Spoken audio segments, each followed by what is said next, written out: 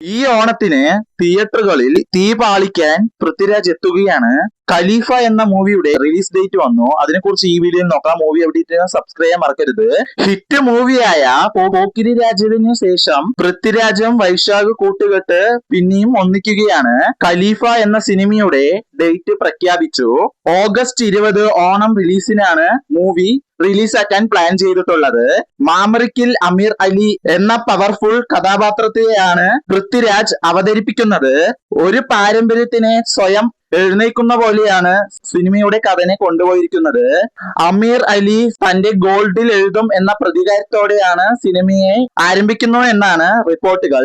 സ്വർണ്ണക്കടത്തും ബന്ധപ്പെട്ട ചരിത്രപരമായിട്ടുള്ള ഒരു പശ്ചാത്തലം ഉൾപ്പെടുത്തി കൂടിയാണ് സിനിമയുടെ കഥ വികസിപ്പിച്ചിരിക്കുന്നത്. നമ്മുടെ പൃഥ്വിരാജിന്റെ ഖലീഫ എന്ന ഈ സിനിമയ്ക്ക് വേണ്ടി ആരെല്ലാം വെയിറ്റിംഗ് എന്നും ഈ സിനിമ റിലീസായാൽ ആരെല്ലാം തിയേറ്ററിൽ പോയി കാണുമെന്നും കമന്റ് ബോക്സിൽ കമന്റ് ചെയ്യാൻ മറക്കരുത്.